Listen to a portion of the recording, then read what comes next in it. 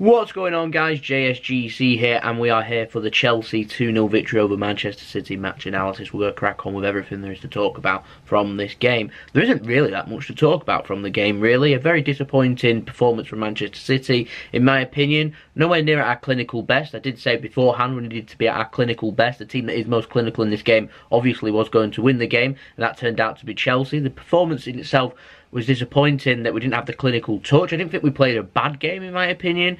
The stats certainly suggest that we didn't play a bad game. It's just Chelsea ended up putting their chances away, and Chelsea ended up getting to grips with the game better than what we did. Now, first talking point we'll talk about the goals in a moment. I just want to talk first about Raheem Sterling and that incident that's been dominating the headlines rather than this result. Just wanted to say that if the words that have been quoted has been said by them fans, I'm hoping they're going to be punished.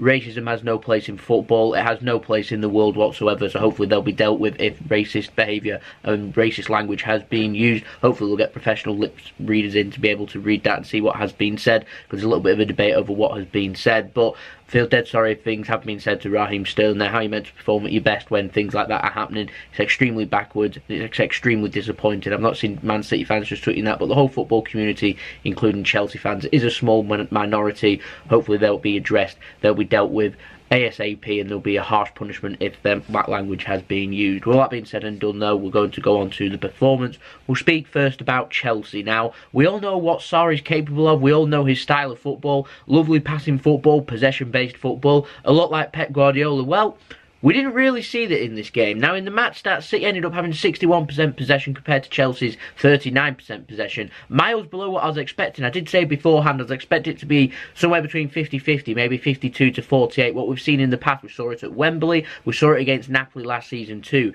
And all times, Sarri ended up coming out well, worse off than what Pep did. So he's ended up changing things up a little bit. He's been a lot more strategic. He's been a lot more defensive. Not part of the bus by any means, but he's been a lot more defensive, a lot more Italian is what I'll call it. A very Italian style-based football. Two defensive midfielders sitting in front of the defence, allowing no space for Manchester City to be able to create many clear-cut chances. Very solid defensively. When you get the chance, shoot. That's what they did, and it gave them a lot of confidence. 45th minute, and N'Golo Kante ended up getting into space, shooting and scoring a goal against the run of play after Manchester City had dominated. Sterling missed a chance. I think Sane ended up missing a chance too. So Chelsea put their goal away. They've got what they wanted right before half-time. I'm not going to say it wasn't deserved, but it wasn't deserved. There you go. I didn't think it was a deserved goal for Chelsea, but against the run of play, they've punished us, and you know, that gave them a lot of confidence going into the second half. Now, second half, if Chelsea did end up scoring a game through David Luiz from a corner, that was deserved. Now, Chelsea played exceptional in the second half, showed a lot of teams throughout the Premier League and throughout Europe how to beat Manchester City, what to do. You got to break forward. We saw Lyon do it. I've seen them do it a couple of times, actually, when they played us at the Etihad and when they played us in France. Lyon, however, tired, and the defence didn't have it in them to be able to keep a clean sheet. Chelsea did, and they have done that. But against the run of play, Chelsea ended up making things happen, and Manchester City just couldn't deal with Chelsea's defensive style of football, really, and nowhere near at our best, which is what I found most disappointing from this game. So we move on from that. 3 points for Chelsea. They've ended up closing the gap on us and onto Liverpool. Liverpool obviously won earlier in the day. I think it was 4-0 against Bournemouth, so it's seen them go top of the table. We've still got a better goal difference than Liverpool. There's a lot of confidence going forward because Liverpool's got some very difficult games coming up throughout December. Manchester City got some difficult games, but I'd say Liverpool's is probably more difficult, so there's a chance for Liverpool to drop points. There's a chance for us next weekend, for example, because we play before Liverpool. We've got a home match against Everton. If we can win, we can put pressure onto Liverpool, because we've got that big game against Manchester United at Anfield, and we all know what Mourinho likes to do at Anfield. Ended up giving us the title back in 2014 through Gerrard slipping when he was manager of Chelsea. So yeah, a lot for us to be able to go forward with. I'm disappointed with this result. I'm not going to dwell on it. We've got a big game midweek first and foremost against Hoffenheim, where we need just a point at home to seal first place in the Champions League and avoid some of the big boys going into the last 16 of the Champions League. So that's where our focus has to be now. I was hoping we'd get some rest for some players. I'm not too sure after this performance Pep might give all of the players some rest. I imagine we might see 3, 4, even 5 of these players that started today being given a run out again. But one last talking point from the game, not to start with Jesus. Gives a big suggestion to Jesus that He didn't have confidence. Pep didn't have confidence in him going into this game. That he went with an attacking force of Sane, Mahrez, and Raheem Sterling. Never seems to work that well when we play with no strikers. I'd rather see David Silva, who unfortunately picked up a hamstring injury. We're thinking he might be out for a little while as well. But I like to see him in a more attacking role, where we end up playing with an extra midfielder rather than an extra attacker. That gives then Chelsea something else to think about. That didn't really happen in this game. It ended up going with like Sterling up front and allowing the strikers or the attackers to do as they wished. Chelsea, I thought, who played the same way, did it a lot better. They found the space, and Chelsea, yeah, thought they thoroughly deserved the 3 points. Played a very good game. It was like a more complete defensive performance of the time when we faced Lyon. I complimented Lyon on how they played and how well they did against us. I'll do the same to Chelsea.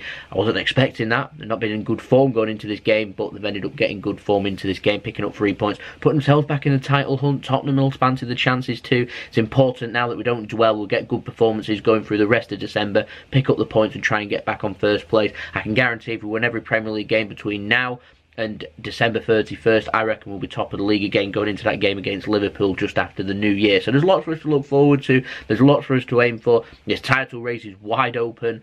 There's no time for dwelling. There's no time for us to start feeling sorry for ourselves. The title race is well open. Any one of 4 or 5 teams can end up winning this Premier League. We already knew that. We're not going to go the season unbeaten. No one expected us to.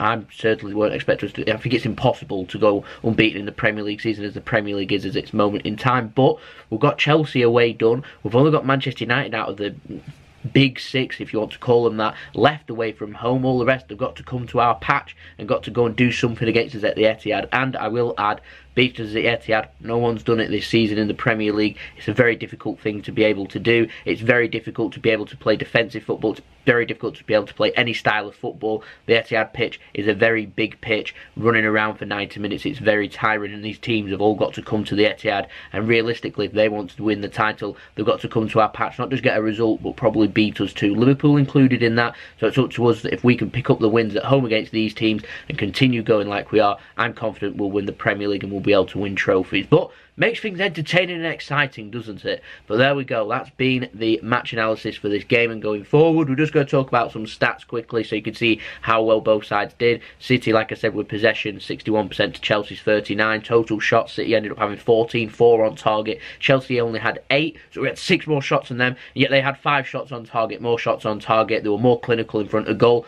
I felt like just a little bit they wanted it more. We was very tame with our efforts, whereas Chelsea had a lot more conviction there. We missed Kevin De Bruyne in this game. He made a difference last season. Felt like we needed that engine in midfield, and I feel like we're just slowly starting to get fatigued. December, the month that decides titles, we're just starting to feel the pinch of it. No Aguero, no Kevin De Bruyne.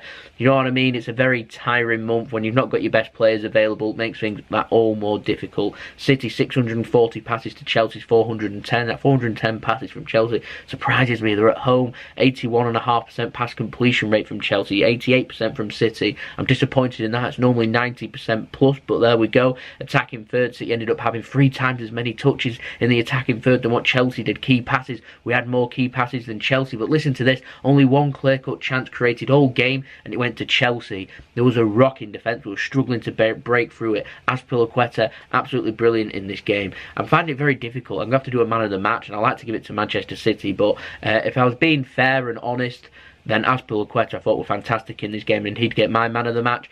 For Manchester City, in terms of performance and man of the match for this one, it's a very difficult one, I thought in terms of everything, things weren't really working, things weren't really doing that well. I mean, Kyle Walker was making himself seen. I thought that Fernandinho continues to do well.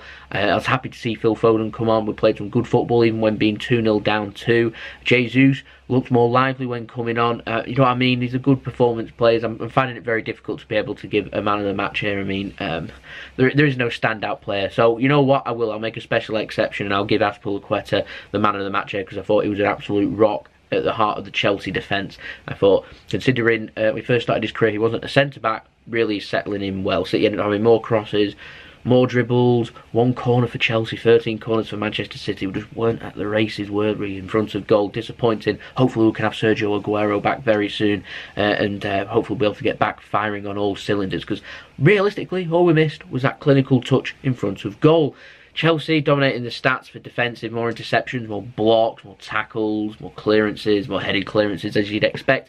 All round, good performance from Chelsea, they'll be delighted going into. It's important for Chelsea that when they play the next few fixtures that they don't drop points, because that is what's going to decide the title after all. I mean, slugging it out with matches between us and Chelsea and Liverpool, but realistically, it's how you respond to things when things don't go your way. Chelsea, they responded well. Few disappointing results in the Premier League, lost to Wolves away.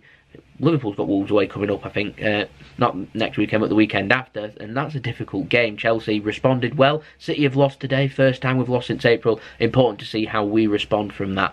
But there we go. A lot for us to aim for. There's a lot for us to go and improve on. We've got something to dwell on, and hopefully it'll give that fire and burn back in the belly of City. We've lost first time since April. Hopefully go and do it against Hoffenheim, pick up that point. I'm hoping for a win, if I'm honest. We'll see some rotation, we'll see some players rested for that game, and then we'll be able to accelerate onto Everton. Hopefully a couple of good results over the next couple of games and everything will be fine and dandy again, and we could well even be top of the Premier League again come this time next. I hope you enjoyed the video. If you did enjoy the video, don't forget to leave a big thumbs up, don't forget to subscribe, put your push notifications on, social media links in the description below, and I'll see you all again for the next Manchester City video tomorrow, so stay tuned for that. So it's been JSGC, hope you have a wonderful rest of your day.